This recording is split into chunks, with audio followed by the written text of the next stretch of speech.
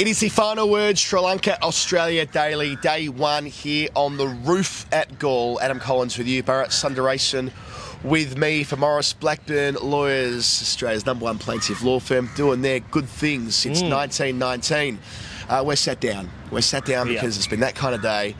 We normally do daily shows standing up, but we are both absolutely knackered, which doesn't mean it'll be a bad show. It just means that we can't stand up for 15 to 20 more minutes. What you are going to do, though, is race through the first part of the show by telling us what happened in a day in 30 seconds. Go. Well, it felt like the day was played in 30 seconds because so much happened so quickly. Travis Head went after the Sri Lankan spinner just as we expected him to do, but so did Usman Khawaja, and Australia were rollicking along. Sri Lanka had no clue what was happening or what had hit them. Then Travis Head fell, just chancing his arm one too many times against Jayasuriya. In walked Manas, he was nicked off by the leg spinner. Then in walked Steve Smith, got to his 10,000th run of the first ball. And then from that point on, it was the Smith-Khawaja show. Khawaja making his 16th test run. Steve Smith going on to make his 35th test run. And then the rain came. And we're on us. Yeah, well, it probably came at the right time for Australia because they did look a bit tired and the second new ball had just been taken. So 81.1 overs, 81.1 for 2 for 330. So across the day, that tells the story, really, doesn't it? They lost those 2 wickets before lunch that you referred to. Head for that ridiculous 57 from 40 balls.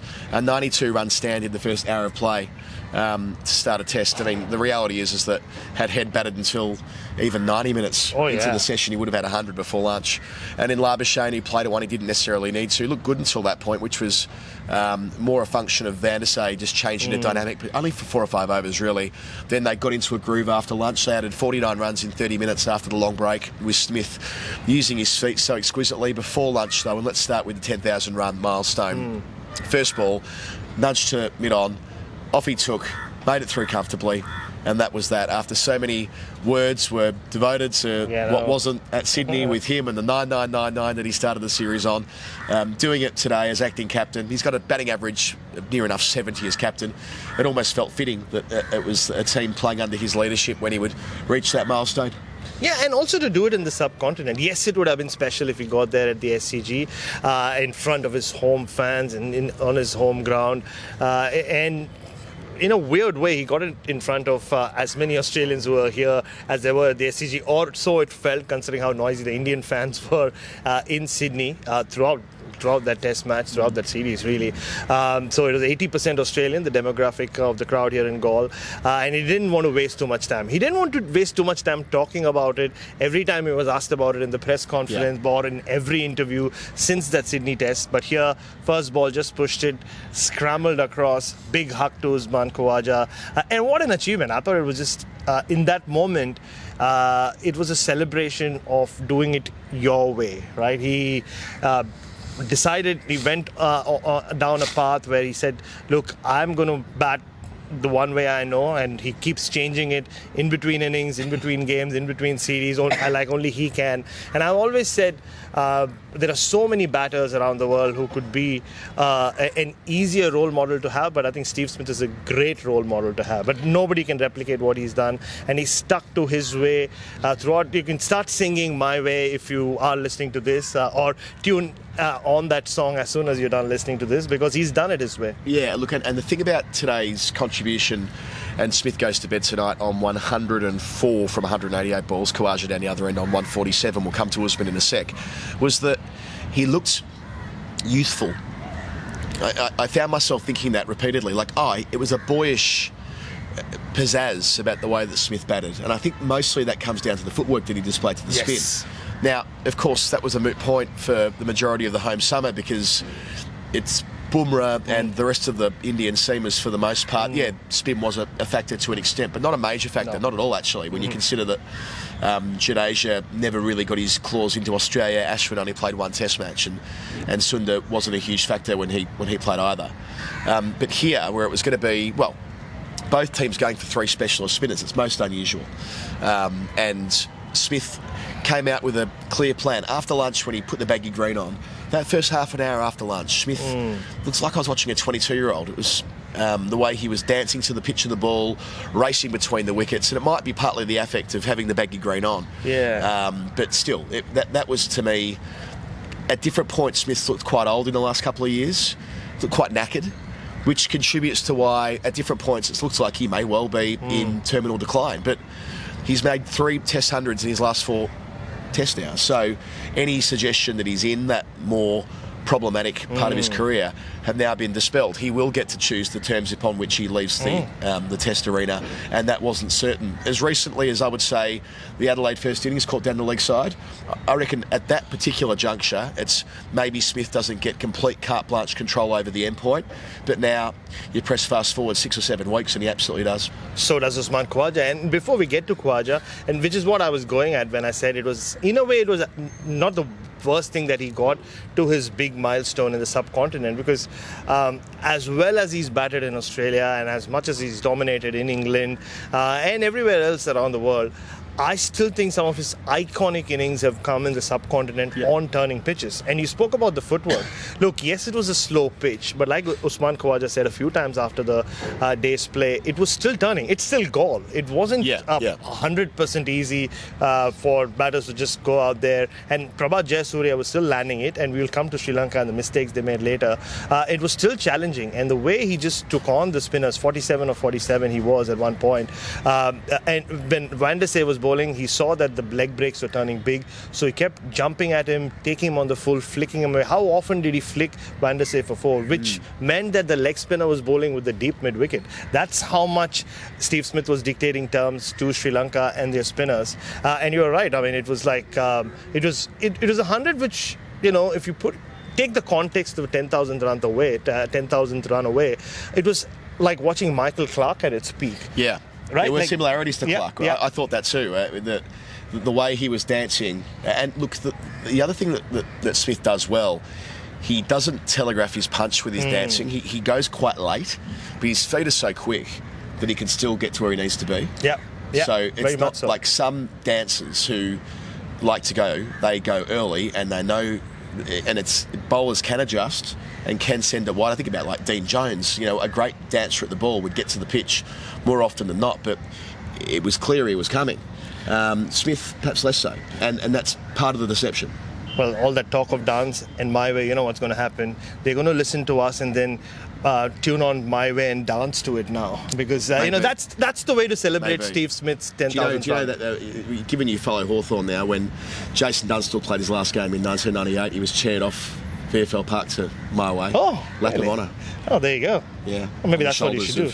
Now, more reason why that's how everyone listening to this or watching us has to celebrate Steve Smith's 10,000 runs. It's a rule. It's a rule. Let's make it a rule. But yeah, I mean, and at the other end, Usman Khawaja was doing what a lot of people said he'll never be able to do 10 years ago or 8 years ago. And it was touching that he touched upon that day when he got out twice on the same day in Galle. He said he took his wife out for dinner down the beach, and he said it was a low point in his career because, and he's spoken since about that day and what he felt like, because at some deep level he started questioning himself. Am I actually not capable of playing spin in the subcontinent? And how it all changed in 2018 when he made that famous match-saving 100 in the UAE, and his career in the subcontinent since, it's pre and post UAE, right? It's been sensational, but he still needed 100 in Sri Lanka. And how cool is it that only one other Australian batter, Alan Border, has got 100 now in India, Pakistan and Sri Lanka. It's a really nice club. 2 left-handers, 2 captains of Queensland who started their lives in New South Wales. Well, not life in Usman Khawaja's sense, but cricketing life in New South Wales. There's some nice synergies there, as they say. But yeah, the Khawaja journey and trails against spin and the storyline and the arc and all that. Like, I was there in Dhaka in 2017, where before that, so Khawaja didn't play. So after that double fail here in Galle, I think he was dropped for the next test. He certainly didn't. He was. Yeah, he did, right. Then he didn't get picked to go to India. He might have been the spare batter in India. He was, and he didn't even play the side game. Right. He didn't even play the side game in India. And when they made a change to the squad in 17, the change to the team, they brought Maxwell in who made 100 straight away. So they didn't go to Khawaja as the first spare bat, if you like. Later on that year, history lesson, they went to Bangladesh, and the messaging in the press conference before the test from Smith, who was captain at the time, was, we're using this trip to prepare ourselves for our next journey to India and making sure, and that was partly why they wanted Khawaja in the team. They're like, we want Khawaja to be able to make it work against spin in this part of the world. And then Khawaja got out on night one in a slightly chaotic manner, getting run out by the wicketkeeper, and then he was out cheaply in the second dig, and then they sacked him again. He was dropped, didn't play in Chittagong in the second Test match. They made they changed the configuration of the team entirely. I think they brought Hilton Cartwright in as the all-rounder. Anyway, point is that at that point, after that tour, so there's the Sri Lanka misadventure, not getting a crack at India, and then getting dumped mid-series in Bangladesh, it would have been reasonable to have assumed that, oh, well, there's a decent chance he won't play in the subcontinent again. From that point onwards, you're right, that reverse sweeping 141 that he made in the UAE, and then laying a marker, and then doing as he has now in Pakistan, the 180 at Ahmedabad, and what he's done today here in Galle, and not to forget the 71 he made in the defining innings of the series here as far as Australia were concerned last time around. That was a heavy swept innings too. These are all pivotal performances in the second half of his career. And when we speak of Steve Smith, we always say, oh, biggest problem solver or the greatest problem solver Australian cricket has ever seen. And yes, he is. But Usman Khawaja, the different kinds of innings he's played in the subcontinent since that UAE breakthrough innings. We saw how he could grind on Pakistan on those flat, slow pitches where he would bat for a long period of time, defend a lot, and then just, like I said, grind them to dust. But then we saw how he attacked in Delhi, didn't get 100 but got 92, and attacked in Indore, who played a crucial hand in the first innings, and then Ahmedabad again, flat pitch, he went back to being his defensive self. And here, I thought the way he jumped at the spinners, both from this end against the off-spinner Pires and Jayasuriya, hitting them over long on, 1 for 6, 1 for 4. I thought that was a great show of intent. We obviously, at that point, were so focused, ultra-focused on Travis Head, as you generally are when Head is having a day like he was today. But I thought Khawaja really got stuck into the spinners, broke their length, and Prabhat Jayasuriya and the other Sri Lankan spinners, they're such good, clever operators against left-handers. They can just land it on the spot, ball after ball after ball. And it continued on throughout the day. And for me, the moment that really summed up how much control Khawaja had over the Sri Lankan spinners came towards the end. Second new ball, Sri Lanka had just finished their defensive ploy for around 15 overs where they tried to tie Australia down, and they were successful with the soft ball. Second new ball, Jayasuriya, I think the third ball, it skid through and Khawaja had to really bring his bat down quickly. And what does he do the next ball? He plonks his front foot and reverse slaps him for 4. And I thought that really summed up just where Khawaja's batting is against spin and how he just kept problem solving as the day wore on. That felt like one of the shots of the day. Interesting, you noticed the same thing. It was right before the rain delay, wasn't it? Maybe 3 or 4 balls before it. It was just how hard he hit the ball in front of square, and it was all wrist. It was all iron wrist. It was like, this is a guy who's not only turned the reverse sweep into part of his arsenal, and there's lots of different articles that go to why he went down this path, and you've gone to it a bit there as well. But being able to adjust on the fly as well as he does now. So old dog, new tricks and that kind of thing, right? I mean, I know he's been doing this for a long time now, but at 38, who knows how long the Usman Khawaja story has to go. But the fact that he's now made, what is it? Is it 800 since returning to the team in the New Year's Test of 2022?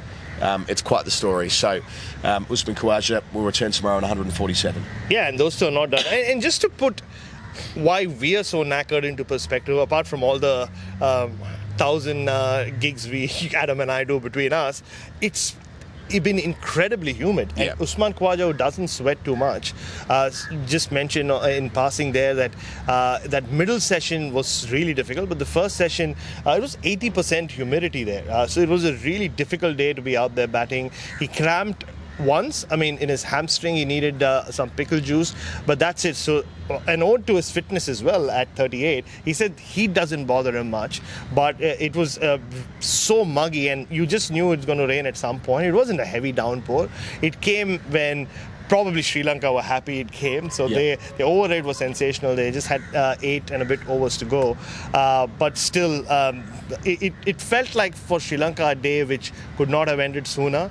And they'll come back tomorrow. They have to play catch up now. 2 for 330 or 330 for 2. They're so far behind the game already. The only other talking point from today from an Australian perspective, well, we'll do it via Travis Head, but Sam Constance not playing to have the reconfigured opening pair with Head.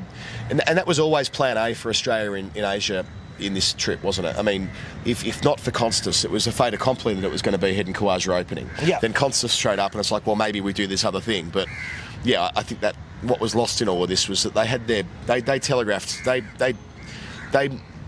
indicated this would be their opening pair for a long way out. The fact that Constance is on the trip, I'm not saying that he's here just on a work experience journey. It's possible he'll play if they had an injury or something like that in the second Test match. But having Head up top's what they want for reasons like today. And Tony Dodemaide spoke to the Australian media literally just before the national anthems played out this morning, and he mentioned that to us as well. He said, "Look, what Travis Head has been able to do in the subcontinent, like we had like already gone in with the idea that Travis Head is going to open." And I was also intrigued by what Usman Khawaja just said in the press conference, where he said that Andrew McDonald had specifically told him, whatever happens, we want you in Sri Lanka. Yeah. So yes, like you said, the Constance mania, as I like to call it, has obviously changed that narrative a little bit externally, but internally it was always going to be Head and Khawaja. And also the other thing that Tony Dodemaide said was like they're still looking at short-term wins. Like, they want to not just retain the Vaughan Muralidharan Trophy, but win a series in Sri Lanka. Sure. Yes, it doesn't have any bearing on the World Test Championship final, but they're focused on the present as well. And that makes total sense. And it's not that Travis Head has been opening the subcontinent for the last 5 years and it's you can just push him down. It's a learning curve for him as well. He played just 3 Test matches at the top of the order against India 2 years ago. Yeah. And if you are looking at Travis Head as opener for India 2 years from now, he also needs some experience at the top as well. And Sam Constance will learn from this trip. And I thought maybe I'll leave it for the Hall of Fame, Sam Constance's reaction to being left out. But I thought it was the right move. Yeah, why don't we take our pause, because let's be honest, I need to stop this podcast very soon. Let's pause here. It's the Final Word Daily. Adam Collins, Bharat, Sundaresan on the roof at Galle, where we've been all day, and we will be all day, every day for the next 2 weeks, much to our chagrin. Not that we're in Galle, by the way, but just the commentary tent that is to our right here is a hot box, to say the least. Now, our Hall of Fame is brought to you by CBUS Super, cbussuper.com.au. 8.87 return annual average. Wow. 41 years in their My Super default account. That's the main information that I wish to convey to you today. There are many other things as well. More on them on other days. Yeah, for sure. Just keep it brief. Hall of Fame, our most final word moment of the day. Brad, you go. Okay, just 2 quick ones. Firstly, Jeffrey Van der Say, our favourite Sri Lankan cricketer. What a satisfying name to say. Oh, beautiful. His first ball. First ball.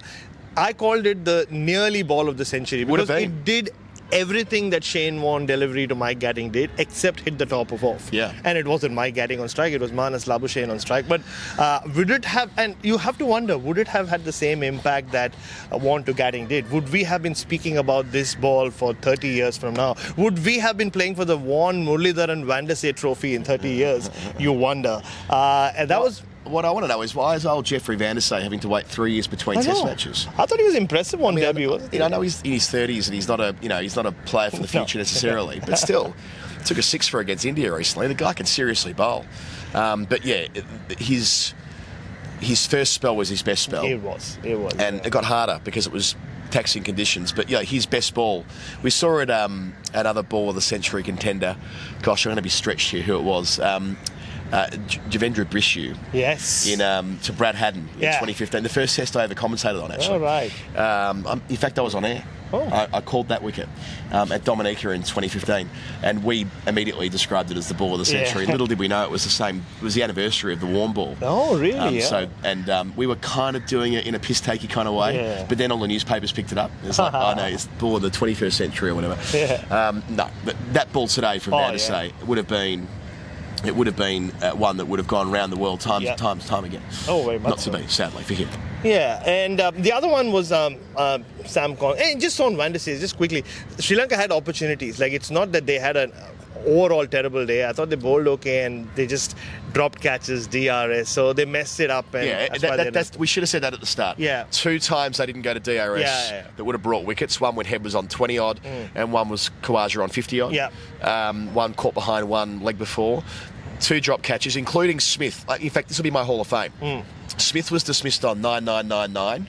And he should have been dismissed on 10,000. 2 balls after bringing up the milestone. Prabhav Jayasuriya put him down in this follow-through. So, you're right. There were moments. Yeah, and there was a drop catch slip as well. Yeah, of Khawaja. Which was the bowling of Van der Sar as well, I'm pretty sure. sure. No, it was Jayasuriya. Jayasuriya could have finished with 4-5 wickets. I mean, he dropped Steve Smith off his own bowling, And just finally on Sam Constance, one thing Tony Dodemaide said was when the selectors informed him that they were leaving him out, he just said, no worries, mate, I get it. And I think that really sums it up, how he's just taking everything in his stride. I had a chat with him yesterday.